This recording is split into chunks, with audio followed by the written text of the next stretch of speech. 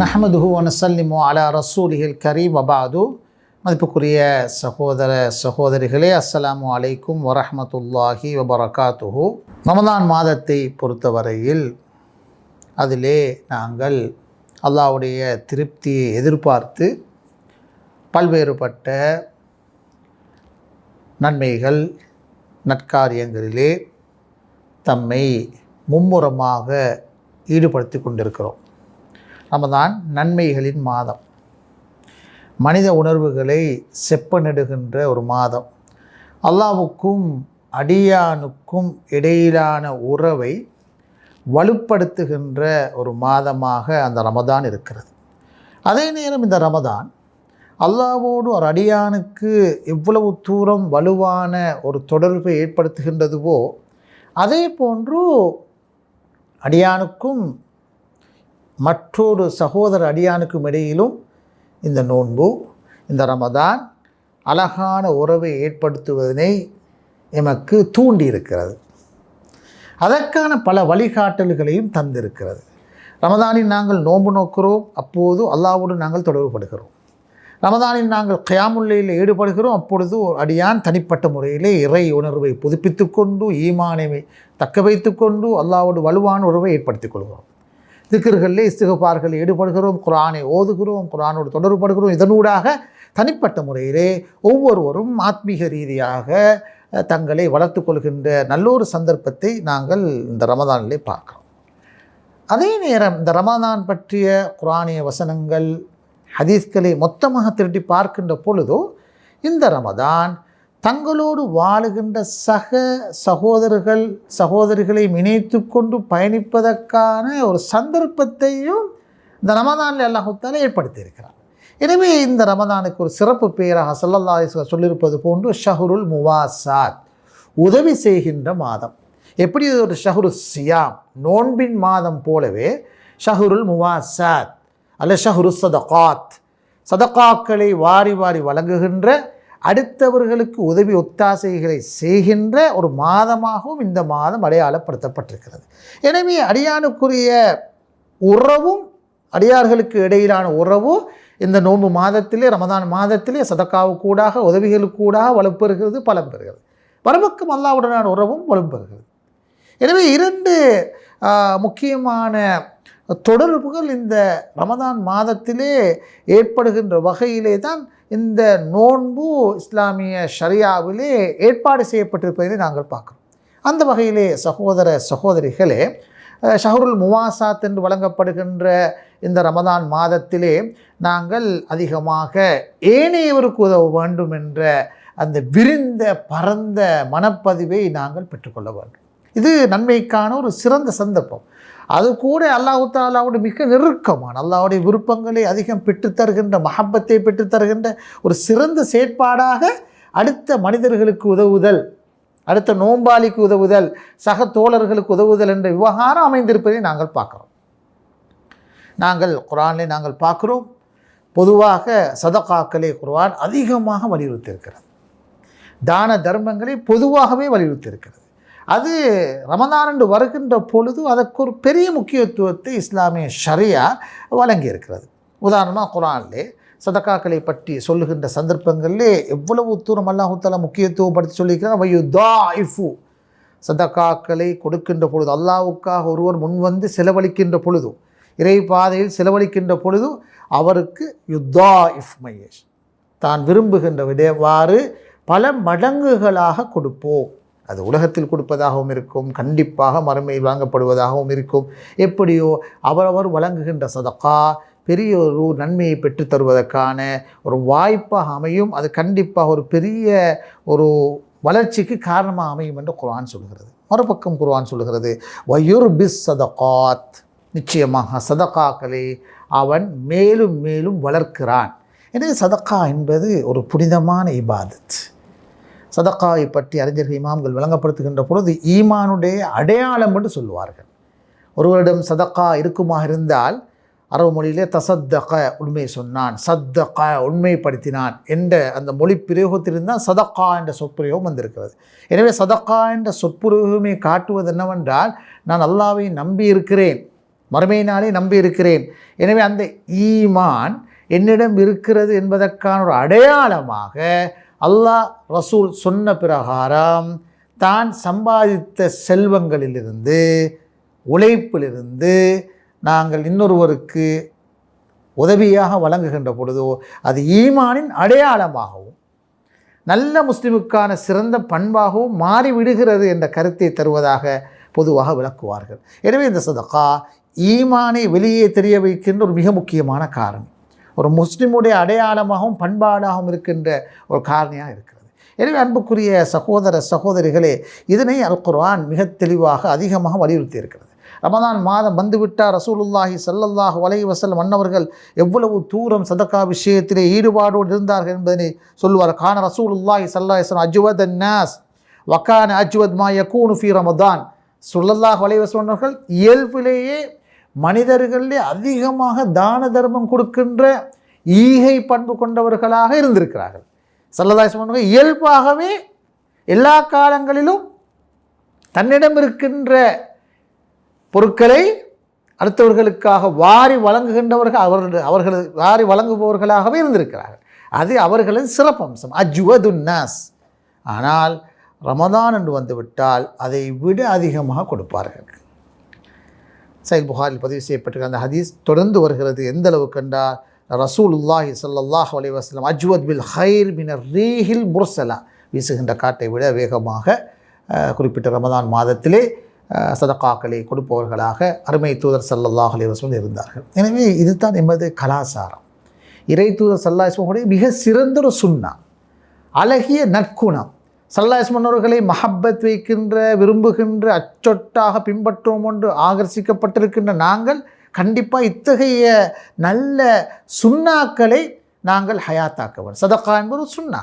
ஆனால் சுன்னாவாக இருந்தாலும் ரசூலுல்லாஹி ஸல்லல்லாஹு அலைஹி வஸல்லம் அவர்களுடைய மிக விருப்பமான சுன்னா, அவருடைய ஒரு ஹெபிட்டாக பழக்க வழக்கமாக மாறி இருந்தது இந்த சதகா தான தர்மம் என்றது. அது ரமதான் வருகின்ற பொழுது அதிகமாகவே இருந்தது. இருக்கின்ற விடயங்களை கொடுத்து அடுத்தவர்களை சந்தோஷப்படுத்துவது, உதவி செய்வது என்பது அவர்களுடைய அடிப்படை பண்பு. எனவே இதுதான் இத்தகைய பண்பாடுகளை எமது பண்பாடுகளாக நாங்கள் மாற்றிக்கொள்ள வேண்டும். பொது வாழ்க்கையில் குறிப்பாக ரமதான் வருகின்ற பொழுதோ அதில் ஒரு மிக முக்கியத்துவம் இருக்கிறதே பார்க்குறோம். நான் சம்பாதித்த சொத்துக்கள் எதுவும் எமது சொத்துக்கள் அல்ல, அனைத்தும் மாலுல்லாஹ், அல்லாஹ்வுக்கு சொந்தமான சொத்துக்கள். அதனை நாங்கள் மிக கவனமாக புரிந்து கொள்ள வேண்டும். எமக்காக அல்லாஹு தாலாவினால் தரப்பட்டிருக்கின்ற செல்வங்கள், ஹலாலான உழைப்புகளுக்கு கூடாக நாங்கள் அதனை தற்காலிகமாக பெற்றுக்கொள்கிறோம், இரவலாக பெற்றுக்கொள்கிறோம். குர்ஆனில் அல்லாஹு தாலா சொல்லி காட்டுகிறார், வமிம்மா ரஸக்னாஹும் யுன்ஃபிகூன், நாங்கள் அவர்களுக்கு அளித்திருக்கின்ற செல்வங்களிலிருந்து அந்த முத்தகீங்கள் நல்ல மனிதர்கள் செலவழிப்பார்கள். வமிம்மா ரஸக்னா, நாங்கள் அவர்களுக்கு கொடுத்திருக்கின்ற செல்வத்திலிருந்து அவர்கள் செலவழிப்பார்கள். எமது செல்வம். எனவே செல்வம் பற்றி இஸ்லாமிய கோட்பாடு அதுதான், அல்லாஹ்விடமிருந்து வந்திருக்கிறது. அவன் தான் விரும்பியவர்களுக்கு விரும்பியவாறு செல்வங்களை பகிர்ந்தளித்திருக்கிறார். எனவே அத்தகைய செல்வங்களை பெற்றவர்கள் அதனை அல்லாஹ்விடமிருந்து வந்ததாக கண்டு அவனுக்காக செலவழிக்கின்ற, அடுத்த மனிதர்களை திருப்திப்படுத்துகின்ற, அடுத்த மனிதர்களை வாழ வைக்கின்ற அத்தகைய ஸல்லல்லாஹு அலைஹி வஸல்லம் சுன்னாவை ஹயாத்தாக்குகின்ற அந்த பண்பாட்டை பெற்றுக்கொள்ள வேண்டும், அதை வளர்த்து கொள்ள வேண்டும். கஞ்சத்தனம் என்பது ஒரு மனிதனிடம் இருக்கக்கூடாத ஒரு மிக மோசமான ஒரு பண்பு. உலோபித்தனம், கஞ்சத்தனம், எதனையும் செலவழிக்கா நிலைமை, மிச்ச அளவுக்கு மிச்சம் கணக்கு பார்க்குதல் என்ற இத்தகைய நிலைகள் என்பது ஒரு முஸ்லிமிடம் இருக்கவே, மனிதனிடம் இருக்கக்கூடாத, ஒரு முஸ்லிமிடம் இருக்கவே கூடாத ஒரு பண்பாக இருக்கிறது. மாற்றமாக அதுக்கு மாற்றம் அங்கே இருக்க வேண்டும் ஜூத், வாரி வாரி வழங்குதல், அஸ்ஸதகா, உபரியாக வழங்குவது. இப்படியான நல்ல அழகான வழக்க வழிபாடுகளை இஸ்லாமிய ஷரியா அழகாக நமக்கு காட்டி தந்திருக்கிறது. அன்புக்குரிய சகோதர சகோதரிகளே, இந்த வகைத்தான் ரசூலுல்லாஹி ஸல்லல்லாஹு அலைஹி வஸல்லம் அவர்கள் இந்த ரமதானை எப்படி இந்த சதகாவுடைய மாதம் அறிமுகப்படுத்தினார்கள் சொன்னால், முதலாவது அவர்களே வாரி வழங்கினார்கள். உபதேசம் செய்வதற்கு முன்பதாக அவர்கள் ரமதான் மாதத்தில் ஏனைய அனைவரை விட மிக அதிகமாகவும் வேகமாகவும் கொடுத்து கொண்டே இருந்தார்கள். எனவே இருக்கிற ஒவ்வொருவரும் அவரோட கெப்பாசிட்டிக்குள்ளால் வழங்குகின்ற அந்த கலாச்சாரத்தை உருவாக்கி கொள்ள வேண்டும், பண்பாட்டை உருவாக்கி கொள்ள வேண்டும். முதலாவது ஸல்லல்லாஹு அலைஹி வஸல்லம் முன்மாதிரியாக இருந்தார்கள். பிறகு இன்னும் சில சாராருக்கு பலருக்கு உபதேசம் செய்தார்கள். இஃப்தார் சாயிப், நோன்பாளிகளை நோன்பு துறக்க வைப்பது, அது மிகப்பெரும் நன்மையை பெற்றுத்தரும் என்று சொன்னார். அது ஒரு சதக்காவுடைய இன்னொரு பாபாக அவர்கள் அறிமுகப்படுத்தி காட்டினார்கள். அதே நேரம் சதக்காவுடைய வகையிலே நோன்பு நோட்பதற்கு ஏற்பாடு செய்வது அது மிகப்பெரும் சதக்கா. எனவேதான் இமாம் ஜுஹூர் ரஹ்மத்துல்லாஹி அவர்கள் நோன்பை பற்றி சொல்கின்ற போது சொன்னார்கள், இன்னஹு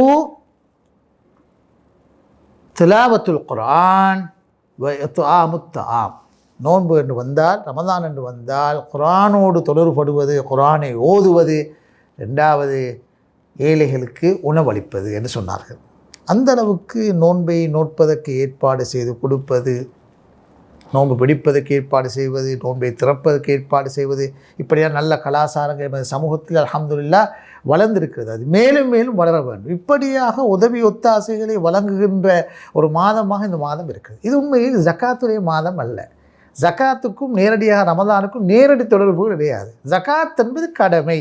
அது 5 கடமைகளில் ஒன்றாகத்தான் ஜக்காத் இருக்கிறது. ஜக்காத்தை பொறுத்தவரையில் ஒவ்வொருவரும் அவரவருடைய வியாபாரம், உழைப்பு, முயற்சிகள் நிசாபை அடைகின்ற பொழுது அவருக்கு ஜக்காத்து கடமையாகி விடுகிறது. அதுக்கு சில நிபந்தனைகள் காணப்படுகின்றன. அந்த நிபந்தனை எல்லாம் பூர்த்தி செய்யப்படுகின்ற பொழுது வருடாந்தம் கணப்பீடு செய்ய வேண்டிய சில அந்த பொருட்கள் இருக்கின்றன. வருடாந்தம் கணிப்பீடு செய்ய வேண்டும். நிசாபை அடையுமாக இருந்தால் அப்பொழுது உடனடியாக ஜக்காத்தை கொடுத்து விட வேண்டும். அது ஒவ்வொருவரும் அவங்களுடைய கணிப்பீடு எப்படி எப்படி அமையுமோ அப்படி அதனை வழங்கி விட வேண்டும். இப்போ விவசாயத்தை பொறுத்தவரையில், அவர்களை பொறுத்தவரை அறுவடை செய்த உடனே வாத்து ஹக்கஹு யௌம ஹசாதிஹி என்று அல்லாஹ் தஆலா குர்ஆனிலே சொல்லி காட்டுகிறார். அறுவடை செய்த உடனே அது நிசாபை அடையுமாக இருந்ததுன்னா அறுவடைக்கான விவசாயத்துக்கான ஜக்காத்தை நீங்கள் கொடுத்து விடுங்க. அதுக்கு ரமதான் வரும் வரைக்கும் பார்த்து கொண்டிருப்பதில்லை. எனவே ரமதானுக்கும் ஜக்காத்துக்கும் இடையில் நேரடி தொடர்புகள் இல்லை. எனவே விவசாயிகள் அறுவடை செய்த உடனே நிசாபை அடைந்தால் ஜக்காத்து கொடுக்க வேண்டும். வியாபாரிகள் மேனையவர்களும் வருடம் ஜக்காத்து பார்க்க வேண்டும். அந்த வருடம் என்பது அவர்கள் ஒவ்வொருவரும் வைத்திருக்கின்ற கணிப்பீட்டு முறைகள். அது சில நேரம் ரமதானிலும் வரலாம். எனவே பல பொழுது இது பிழையாக புரியப்படுகின்ற ஒரு சூழ்நிலையும் எமது சமூகத்திலே நாங்கள் பார்க்குறோம். ரமதான் என்று வந்தால் ஜக்காத்தையும் நோன்பு மாதிரி பார்த்து நோன்புக்குரிய மாதமாக ஜக்காத்தையும் ஆக்கியிருப்பதை நாங்கள் பார்க்குறோம். எனவே அப்படி அல்ல சகோதரிகளே, நோன்பு சதக்காவின் மாதம். சில நேரங்களில் நாங்கள் ஜக்காத்திலே கவனம் செலுத்துவதின் காரணமாக நாங்கள் சதக்காவை இழந்துடுவோம்.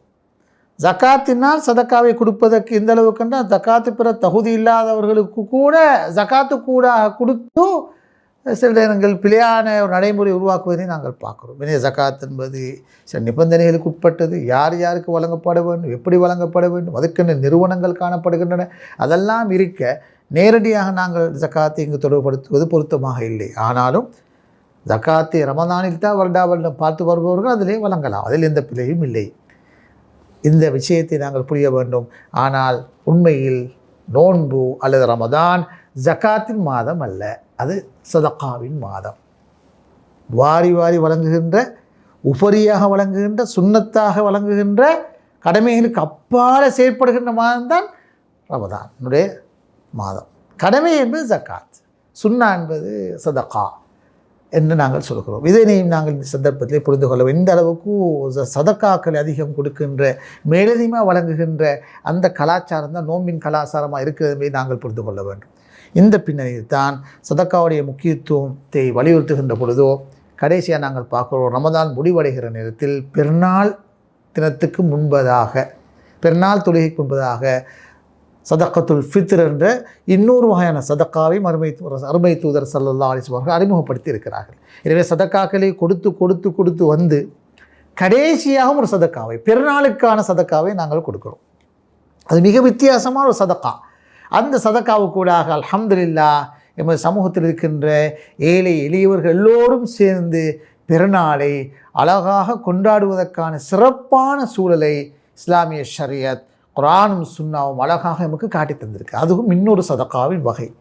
எவ்வளவு தூரம் அழகான ஒரு மார்க்கம். ஏற்கனவே சொல்லப்பட்டதன் பிரகாரம் நோன்பு என்பது, ரமதான் என்பது ஒரு பக்கம் அல்லாஹ்வோடு வலுவான தொடர்பை ஏற்படுத்துகிறது.